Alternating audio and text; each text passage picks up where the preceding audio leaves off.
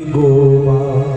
और हुआ क्या, चावल की वह पोटली खिसक पड़ी ततवा।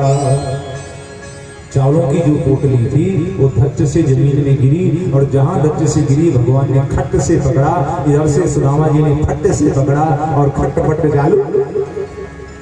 कितनी देर लगती है खट्ट-पट्ट होने, इधर से भगवान ने खींचा, उधर से सुदामा जी ने खींचा, और जहां दोनों ने अपनी अपनी ओर खींचा, पुराना सा वस्त्र था चरर करके फटा। और सुनिए जरा आगे, इतना ही नहीं हुआ, जहां वस्त्र चरर करके फटा, जितने चावल थे सब छुरुरु करके धरती पर गिरे। जीव का भेद भगवान के सामने खुल ही गया। भगवान तो कहते हैं तो कितना भी भेद कर लो,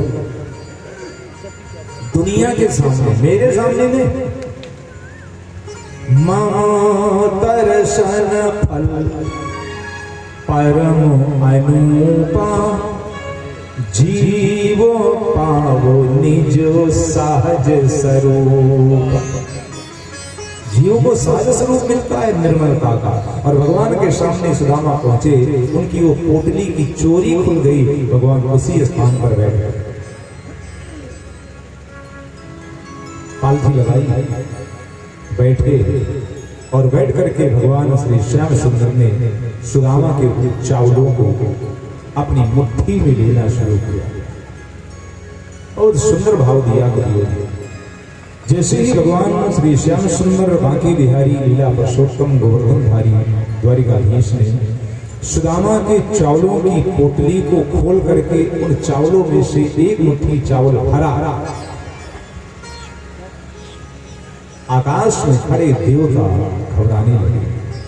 पता नहीं आज क्या होगा, पता नहीं कृष्ण द्वारिकाधीश सुदामा को एक मुट्ठी के बदले में क्या अर्पण कर देंगे, मालूम नहीं। तो इंद्र आदि समस्त, इंद्र यम वरुण कुबेर सूर्य चंद्रमा जितने भी देवगण थे सबके सब डरने लगे। आखिर क्या भगवान देने वाले हैं, एकटक को दृश्य देखने लगे, भगवान क्या अर्पण करते। कवियों ने बड़ी सुंदर कल्पना किया है, सुनिए। हाथों में तंदुल ले तो ही, जहां ऐसे दिया सब में भय भयो व्याप्त, डर जाने अब किस लोग की संपत्ति हो ये समा। पता नहीं क्या देंगे आज द्वारिकाधीश। और भगवान हर दाने का मोल अब देन लगे भगवान, रह जाएगा सृष्टि में बस ये ही धनवान। आज किसी के पास कुछ नहीं बचने का, सब सुदामा को भगवान दे देंगे। और कवियों ने लिखा, और आपको बता दूं ये जो कविताएं हैं ना, ये रविंद्र जैन की लिखी कविताएं हैं। उन्होंने गाया है इसको कृष्णा सीरियल में, सुनिए। उन्होंने गाया, उन्होंने ही लिखा, उन्होंने ही संगीत दिया। प्रेमों के धोखे, प्रेमों के तंदो, प्रेमों के भावों से आने लगे हैं।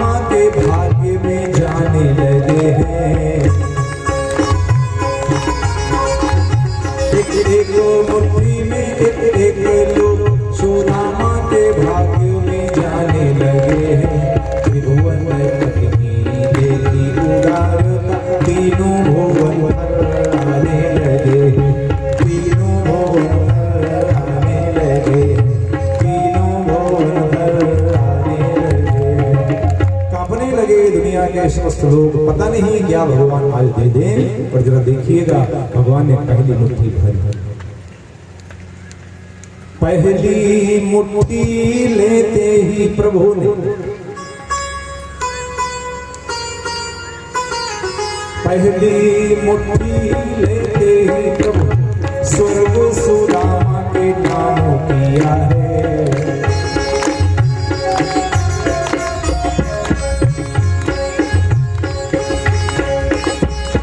पहली मुट्ठी लेते ही प्रभु स्वर्ग सुदामा के नाम किया है। दूसरी मुट्ठी पृथ्वी लोगों का वैभव को दान दिया है।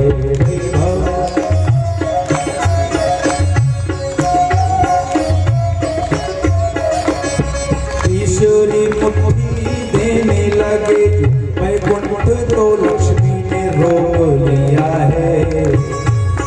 तीसरी मुट्ठी ने पकड़ लिया, तीसरी मुट्ठी देने लगे वैकुंठ तो लक्ष्मी ने रोक लिया है। अपना निवास दानों में दे रहा। रुक्मिणी आश्चर्य में पड़ गई, कैसे मेरे पति देव अपना निवास दानों में दे रहा। कैसा ये दानी मेरा पिया है, कैसा ये दानी मेरा पिया है, कैसा ये दानी मेरा पिया है। माता रुक्मिणी ने भगवान का हाथ पकड़ लिया। हिंदी के कवियों के अनुसार तीसरी मुट्ठी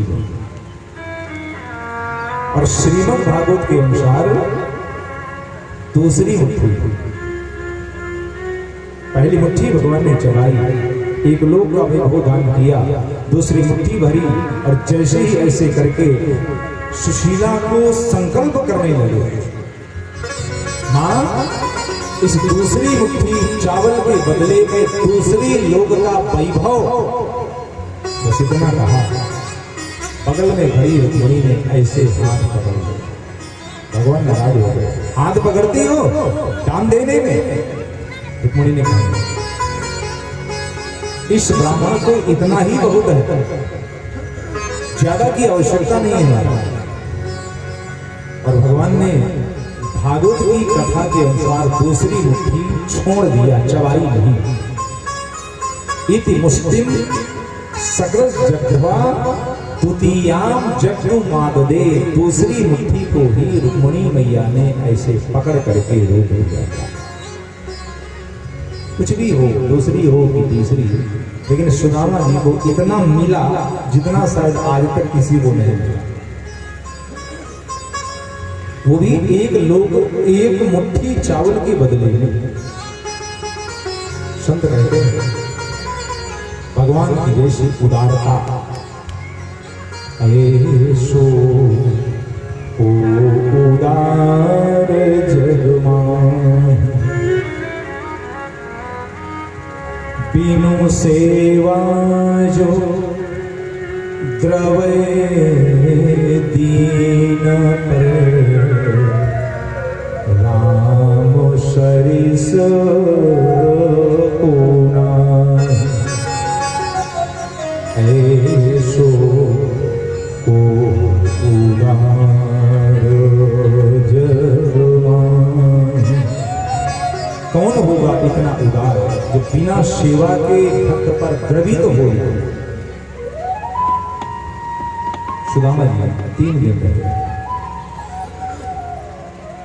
भगवान के महल में, बड़ा स्वागत हुआ, सत्कार हुआ। एक दिन तैयार हुआ चलने के लिए, और जैसे ही चलने लगे तो भगवान से एक प्रश्न पूछा। क्यों कहा? आखिर कौन सा मैंने ऐसा पुण्य किया कि तुमने मेरे ऊपर इतनी बड़ी कृपा की?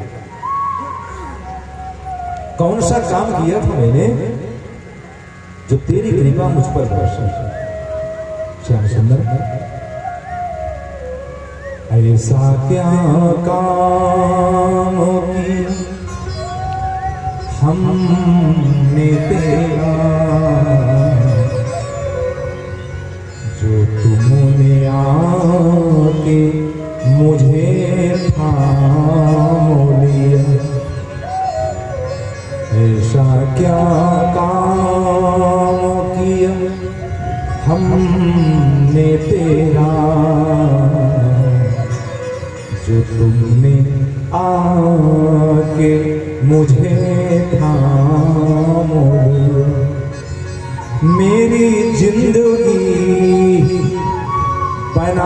दी तुमने,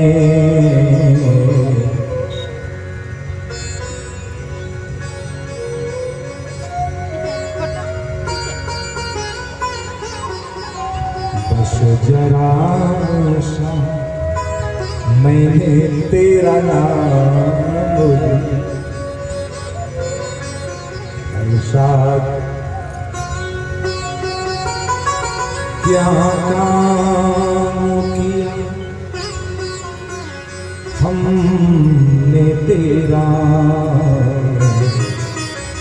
जो तुमने आके मुझे थाम लिया। कौन सी कृपा होगी भगवान की सुदामा के ऊपर, कितने पुण्य किए होंगे सुदामा ने, कितने जप तप नियम अनुष्ठान सुदामा ने किया होगा कि कृष्ण जैसे परमात्मा सुदामा के मित्र बने। कुछ तो था, कुछ तो था जिसके बल पर भगवान सुदामा के सखा बने। और अगर कुछ था ना, अगर कुछ था तो याद रखिए वो केवल प्रेम था, इसके अलावा कुछ भी नहीं था। राम ही केवल प्रेम पियारा, जानो ले यशो जाननिहार। उस परमात्मा को केवल प्रेम ही प्यारा होता है, जो जानता है वो परमात्मा को पाता है। आज भगवान ने सुदामा के उन चावलों को ग्रहण किया, बलिहार हो गए सुदामा जी, भगवान को अर्पण करके वो सब कुछ प्राप्त हुआ सुदामा को जो नहीं था। भगवान कहते हैं योगक्षेमम वहां में हम, योग माने प्राप्त कराता हूं और जो होता है उसका संरक्षण करता। जो नहीं था वो मिला और जो था उसकी भगवान ने सुरक्षा की। ये कविता सुदामा की भक्त और भगवान के बीच की कविता है। भक्त जब समर्पण करता है भगवान उसको स्वीकार करते। ये कहा भगवान पत्रम पुष्पम फलम तोयम यो में भक्त्या प्रयच्छति। पत्र पुष्प फल जो भी मुझे अर्पण करता है मैं उसको प्रेम से स्वीकार करता हूं। और भगवान ने स्वीकार किया। सुदामा जी अपने घर को लौटे हैं, पूरा नजारा बदला नजर आया, सब कुछ बदल गया। कृपा तो है, एक नजर भगवान की पड़ जाए सब कुछ बदल जाता है।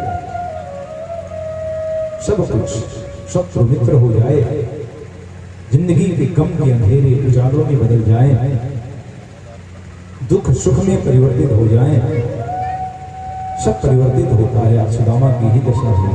भगवान की कृपा के उस सिंधु के एक बिंदु को पा करके सुदामा जी सदा के लिए परिपूर्ण हो गए। जीव भी वो पूर्ण ब्रह्म हो गया, क्योंकि परमात्मा से जुड़ गया। ब्रह्मविद ब्रह्मैव भव। ऐसी है पावन कथा सुदामा जी की, सुखदेव जी महाराज ने सुनाया। इस कथा को श्रवण करने का फल यह है, लब्ध भावो भगवती।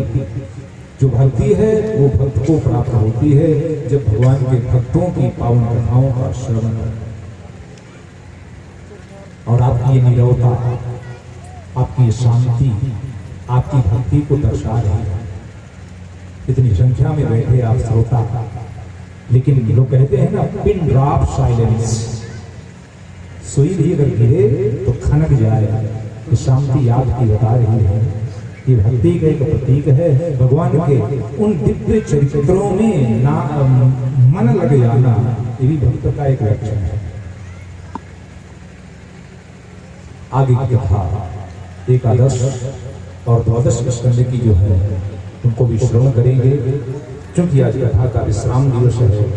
कल हवन पूर्णाहुति है, कल कथा अनुष्ठान की पूर्ति हो जाएगी। तो आज भागवत का विश्राम भी होना है, उपसंहार होना है कथा का। आइए चलते हैं।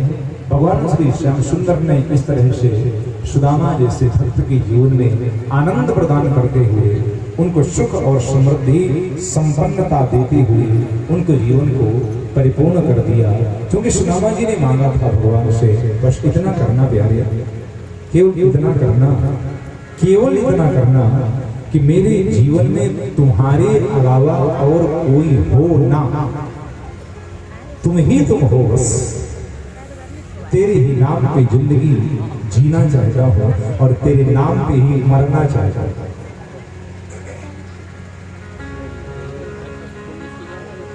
हर पल तुम्हारी याद, भजन को सुनते हैं, इसके बाद अन्य जो कथाएं हैं उन पर चलते हैं।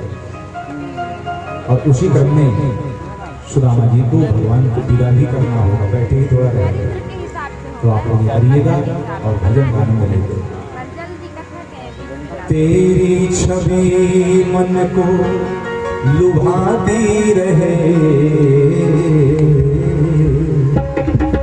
हर पल तुम्हारी याद आती रहे, आती रहे, हर पल तुम्हारी याद आती रहे, आती रहे, हर पल तुम्हारी याद आती रहे, आती रहे, हर पल तुम्हारी याद आती रहे, आती रहे। तेरी छवि मन को लुभाती रहे, हर पल तुम्हारी याद आती रहे, आती रहे, हर पल तुम्हारी याद आती रहे, आती रहे। निवेदन कर दूं, जिन माताओं के पास में चावल है कृपया उठिए नहीं, आपकी संख्या बहुत है और फिर व्यतिक्रम हो जाएगा। तो आपसे निवेदन है, मेरी ओर देखिएगा, सुनिएगा जाइए। जो भी चावल लिए आप बैठी हैं, जरा सा आंख मूंदिए और मन ही मन भगवान को अर्पण कर दीजिए। आपके चावल भगवान तक पहुंच गए और जब कथा का विश्राम हो तब चढ़ाइएगा, वरना कथा फिर रह जाएगी कि आप कहोगे पूरी नहीं हुई। इसलिए बाकी जितनी माताएं मेरा निवेदन सुन रही है तब भी खड़ी हो गई। अब कृपया बैठी रहिएगा, उठिएगा नहीं। कार्यकर्ताओं से निवेदन है, अगर जिनको जल्दी हो तो उनके चावल लेके भगवान में चढ़ा भी सकते हैं।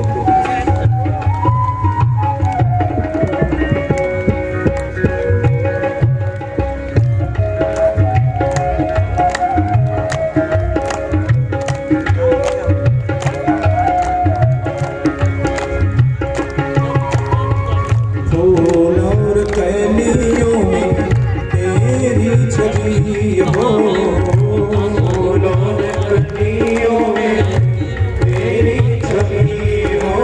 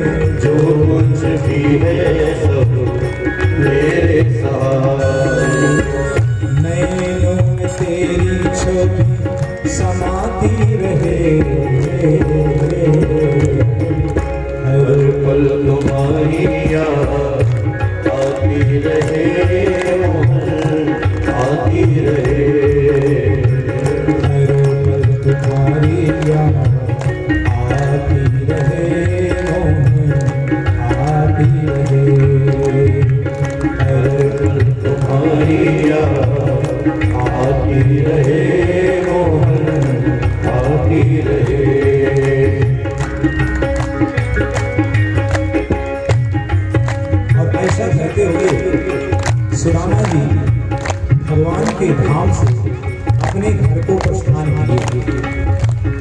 तो मैं निवेदन करूंगा कार्यकर्ताओं से, यहाँ भी सुदामा जी को भगवान के साथ में उनके घर भेजेंगे। तो आज खड़े होइए।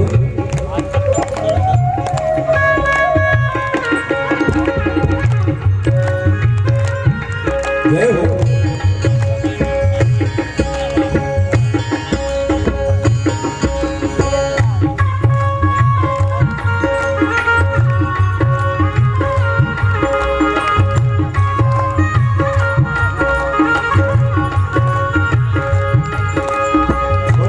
कृष्णचंद्र भगवान की जोर से जयकारा लगाइए। बोलिए सुदामा जी महाराज की जय हो।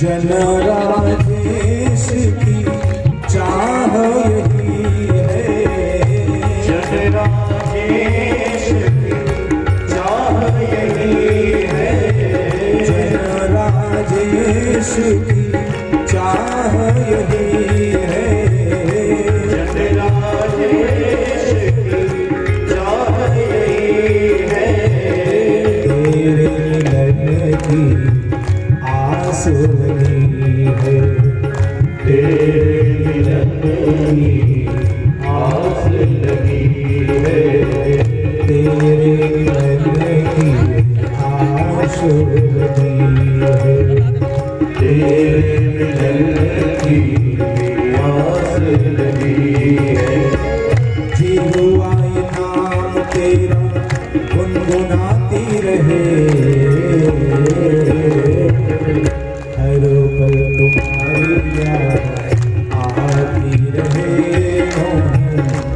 आती रहे, हर पल तुम्हारी याद आती रहे,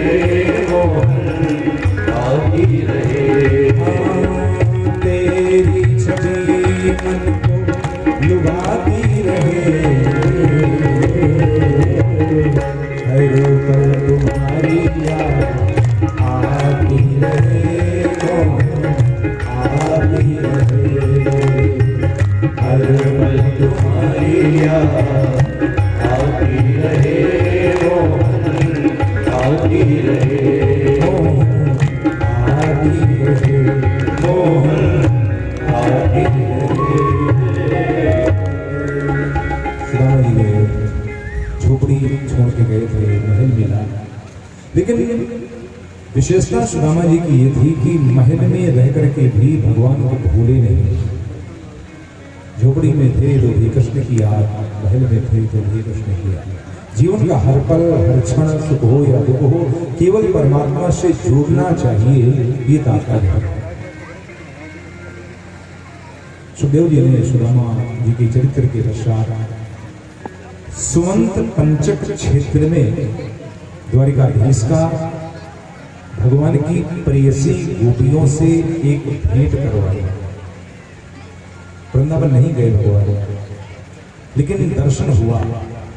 सुमंत पंचक क्षेत्र समुद्र के तीर में था। यशोदा देवकी की भेंट हुई, कृष्ण कुंती की भेंट हुई, भगवान की पत्नियों से भगवान की बहन द्रौपदी की भेंट हुई। पूरे परिजन प्रियजन कितने दिनों के बाद आपस में मिले। अध्यात्म ज्ञान दिया भगवान ने गोपियों को। वहां से गए, भगवान ने अपने पिता का एक सुंदर यज्ञोत्सव किया, होलिकोत्सव मनाया। और इसके पश्चात एक दिन भगवान ने अपने मन में एक संकल्प किया, मुझे अपने इस विशाल परिवार को समेटना है। ये प्रभु की क्रिया है, विस्तार और इसके बाद निस्तार, बढ़ाना और उसको समेट भी देना ये भगवान को भली भांति आता है। हमें कष्ट होता है जब हम बढ़ाने की बात करते हैं तो बड़ा खुशी होती है, बढ़ रहा है परिवार, व्यापार, दुनिया से प्यार, कारोबार, ससुराल, जब बढ़ता है तो खुशी होती है और जब समाप्त होता है तो दुख होता है। लेकिन भगवान को इसमें ना तो खुशी ना तो दुख हो, तो एक रस रहते हैं। यथोर्ण राधि सृजते ग्रहते चा, जैसे एक मकड़ी सृजन करती है जाली का, उसको उगलती है और निगलती भी है, भगवान भी यही करते हैं। जिस प्रसन्नता से संसार को वो जन्म देते हैं उसी प्रसन्नता से संसार को समाप्त भी कर देते हैं। कथा सुनिएगा कि जब भगवान कृष्ण को समापन करना होगा तो दरअसल द्वारिकाधीश को पता चला मेरे यदुवंश के कुछ लोगों में मैरेयक मदिरा के पीने की आदत पड़ गई है, इसलिए भगवान ने किया। अपने ही परिवार को नहीं छोड़ा भगवान ने, तो दूसरे की क्या औकात है, विचार करिएगा जरा मेरी बात। मदिरा का सेवन हर तरह से खराब है, हर तरह से अच्छा तो है ही नहीं, किसी भी रूप में अच्छा नहीं। पैसा बर्बाद होगा, पहले खरीदने मुफ्त की तो मिलेगी नहीं, पैसा खराब होगा और जब पियोगे, पी के जब निकलोगे गली से तो इज्जत खराब होगी। चाहे जितने धनवान अमीर संपन्न हो, लेकिन जब निकलोगे पी करके तो पीछे से लोग कहीं जाने दो यार, दारू बाज जाए, इज्जत बर्बाद होगी। पीने की लत पड़ेगी तो शरीर बर्बाद होगा, लीवर डैमेज होगा, किडनी खराब होगी, फेफड़े खराब होंगे, इज्जत खराब होगी, धन खराब होगा, प्यार खराब होगा, सब नष्ट हो जाएगा। इसलिए निवेदन ही कर सकता हूं, अगर हो सके तो स्वीकार करिएगा। चीज बुरी है, नशा नाश करता है। बता रहा हूं क्योंकि ये आपने मुझे अधिकार दिया है बताने का। इस मंच में बैठा कर आपने मुझे अधिकार दिया है कि मैं आपको कुछ अच्छा बता सकूं, इसलिए बता रहा हूं। वरना 25 साल बाद आया हूं, अब कब आऊंगा कोई ठिकाना है, इसलिए बता रहा हूं। नशा नाश करता है, सब कुछ बर्बाद करता है, सब नष्ट करता है। इसलिए मेरा निवेदन, नशे से दूर रहने की कोशिश करिए। मैंने देखा है नशा करने वाले लोगों के घर नहीं, उनके घरों के दरवाजे उखड़ करके बिकते देखा। उनके बच्चों को भीख मांगते देखा है, उनकी पत्नियों की इज्जत सरेआम बाजार में नीलाम होते देखा है। नहीं, जो इस दुर्गुण में पड़ते हैं बर्बाद ही होता है। भगवान ने क्षमा नहीं किया अपने परिवार को। ये मदिरा पीते हैं, मेरे न रहने के बाद ये संसार के लिए कलंक का अभिशाप बन जाएंगे, इसलिए अपने जाने के पहले ही समेट के जाऊंगा। और भगवान ने रचना रच दी। कुछ शब्द आ गए और उन्होंने आकर के डेरा डाला द्वारिका में। कुछ बच्चे पहुंच गए और संतों की परीक्षा ले डाली। एक लड़के को, एक युवक को स्त्री बनाया, संतों के पास पहुंचा। बाबा, ये हमारे घर की बहू है, गर्भवती है, इसके गर्भ से पुत्र होगा कि पुत्री, बताइए तो। संतों ने याद ध्यान लगाया और जान गए ये तो युवक को ये लड़की बना के, स्त्री बना के लाए हैं, हमारी मजाक उड़ा रहे हैं, हमारा उपहास कर रहे हैं, हमारी परीक्षा ले रहे हैं। उन्हीं संतों में दुर्वासा थे जो कभी किसी को क्षमा नहीं करते। उन्होंने कह दिया, जाओ, पुरुष की कभी संतान नहीं होती, लेकिन तुमने पूछा है इसलिए मैं बता रहा हूं। जब इस बालक के ये वस्त्र उतारोगे ना तो उन वस्त्रों से लोहे का मूसल पैदा होगा और उस मूसल से तुम्हारे पूरे परिवार का विनाश होगा। ये मेरा वचन है तुम्हारे।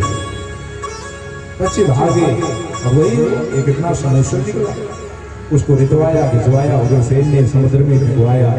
लेकिन संतों की वाणी है, ब्राह्मण की वाणी है, बाण से ज्यादा खतरनाक है। और भगवान आए, उन्होंने संतों से कहा जो आपने किया अच्छा किया, मैं यही चाहता था। मामो इच्छा कह दीन दयाल। संत चले गए, भगवान ने अपना रूपक बनाना शुरू किया। सूर्य ग्रहण का अवसर आया, उस अवसर में भगवान द्वारिकाधीश अपने पूरे परिवार को लेकर के प्रभास क्षेत्र गए, समुद्र के किनारे, गुजरात प्रांत में प्रभास गए थे पुण्य लेने। भाई तीर्थ क्यों जाता है आदमी? घर में, बस्ती में, समाज में कहीं कोई अपराध हो गया हो, कोई गलती हो गई हो, कोई पाप हो गया हो, तीर्थ में जाके उसको मिटा दे, गंगा नहा ले, दर्शन कर ले। और जो कोई तीर्थ में जाके पाप करे उसका क्या होगा? उस प्रभास क्षेत्र में जाकर भगवान के उन परिवार वालों ने मदिरा पिया, नशे में उन्मत्त हुए, आपस में लड़ने लगे, झगड़ने लगे, हाथ घूंसे लात मारने लगे, समुद्र में नहाते नहाते एक दूसरे को पीटने लगे, निहत्थे थे। समुद्र के तीर में बड़ी बड़ी मोटी सी घास उगी थी, उसी को उखाड़ करके एक दूसरे को मारने लगे। कि वही घास थी जो लोहे के मूसल को खिंचाने से पैदा हुई थी, जिसके शरीर में छू जाती वही मर जाता। और भगवान देख रहे थे तमाशा। बलराम जी आए, अरे कन्हैया ये तू देख रहा है तेरे परिवार के लोग मर रहे हैं। भगवान ने हाथ पकड़ा और खींच लिया, बैठो, जो कुछ भी हो रहा है ना ये सब मेरी इच्छा से हो रहा है, चुप बैठो, तुम कुछ नहीं कर सकते। और देखते देखते भगवान द्वारिकाधीश की पूरा ये वंश आपस में लड़के समाप्त हो गया। जी हाँ, किसी से दुश्मनी करके, दुश्मन से दुश्मनी करके कभी कोई समाप्त नहीं होता। इतिहास गवाह है, शत्रु से दुश्मनी करके कभी कोई समाप्त नहीं होता। आदमी तभी समाप्त होता है जब वो अपने से दुश्मनी करता है, जब अपने को पराया बना लेता है तब समाप्त होता है। इसलिए निवेदन, अपनों को पहचानिए। हम सनातन धर्मी हैं और सनातन धर्म को मानने वाला हर मनुष्य हमारा भाई है, चाहे किसी पंथ का हो, चाहे किसी धर्म का हो, चाहे किसी जाति का हो, चाहे किसी समाज का हो, है हमारा भाई। गौर से सुनिएगा, आज के समय की बहुत महत्वपूर्ण मांग है। हमारे अपने ही भाई हमसे अलग हो गए, हमारे अपने ही अंग, हमारे अपने ही लोग हमारे धर्म को छोड़ करके दूसरा धर्म अपनाने लगे। क्यों? कहीं ना कहीं हम लोगों से गलती हुई है, शायद उनको वो सम्मान नहीं मिला जो चाहते। रहन सहन अलग बात है, लेकिन भाई तो अपना है ना, अपना भाई छोटा हो या बड़ा, समझिए, संभलिए और संभालिए। घुसिए जरा जंगल के अंदर, उन आदिवासियों से मिलिए जो आदिवासी ईसाइयों के बहकाने पे उनका धर्म स्वीकार कर रहे हैं, बड़ी खुली बात बोल रहे हैं। उनसे मिलिए, उनको बताइए तुम सनातन धर्म के हो, तुम हिंदू हो, तुम राम कृष्ण की संतान हो, हमारे भाई हो, हम तुम्हारे साथ हैं। वरना याद रखना हमारे भाई हमसे अलग हो जाएंगे। और जब भाई टूटता है ना, जब भाई अपना शत्रु बनता है, उस समय फिर मांगे दरवाजा नहीं मिलता, याद रखना फिर बिना से ही होता है। जितने भी मिशनरियां हैं ना, जो सेवा भाव दिखाते हैं ना, याद रखना ये सब केवल हमारे भाइयों को तोड़ने के लिए सब दिखावा करते हैं। केवल नौकरी का झांसा देते हैं, विवाह का झांसा देते हैं, एक बोरी चावल का झांसा देते हैं, और एक बोरी चावल के लोभ में वो उस हिंदू को ईसाई बना देते हैं। थोड़ा सा विचार करिए, सावधान रहिए, मिलिए अपने भाइयों से, उनके बीच में जाइए और जाकर के उनको समझाइए हम सनातनी हैं, हम राम कृष्ण गौतम बुद्ध महावीर की संतानें हैं, हम सनातन की औलादें हैं, हमें दूसरा धर्म स्वीकार नहीं करना चाहिए, क्योंकि दूसरा धर्म स्वीकार करने वाला तो मरे के बराबर है। स्वधर्मे निधनो श्रेयः परधर्मो भयावहः। अपने धर्म में मर जाना श्रेष्ठ है, तो बजाय दूसरे के धर्म में जिंदा रहना। इसलिए मेरा निवेदन है, मैं जो चर्चा कर रहा हूं, भगवान द्वारिकाधीश के परिवार के लोग आपस में लड़के मरे। दुनिया में किसी की औकात नहीं थी कि भगवान के उस वंश को पराजित कर लेता, क्योंकि इतना विशाल वंश है, इतना बलवान वंश है, इतना धनवान वंश है, यदि वंश की उसकी ओर उंगली नहीं कोई उठा सकता था। लेकिन मरे कैसे? अपने आप अपने से लड़के मर गए। एक पतली सी लकड़ी होगी, कोई भी तोड़ के चला जाएगा, लेकिन चार लकड़ियां इकट्ठी होंगी तो कोई तोड़ नहीं पाएगा, इसलिए इकट्ठे रहिए। और आप कहोगे क्या करें महाराज, ये पार्टी बन गई, हाँ चलेगी, ये तो प्रजातंत्र है, हमारे देश में डेमोक्रेसी, राजनीति तो चलेगी। चुनाव आएंगे 5 साल में, जो गांव में माहौल अच्छा बनता है, और जहां चुनाव आए तो फिर टूट फूट हो जाती है, कोई भाजपा कोई कांग्रेस, कोई कोई दिक्कत नहीं। ये तो अपनी फॉलोइंग है, कोई भाजपा को मानता है, कोई कांग्रेस को। चुनाव चलिए, सुनिए जरा एक बात बता रहा हूं। चुनाव घोषित होने से लेकर चुनाव होने तक, वोट डालने तक, आप में से बहुत लोग कांग्रेसी बने रहना और बहुत लोग भाजपाई बने रहना, बनना ही पड़ेगा। कुछ लोग कांग्रेस को वोट देंगे, कोई भाजपा को देंगे, अपने मन की बात देना चाहिए, इसमें किसी पार्टी का विचार है। वोट देने के दिन तक आप लोग भाजपाई रहिएगा और कांग्रेसी रहिएगा, लेकिन जहां वोट डाल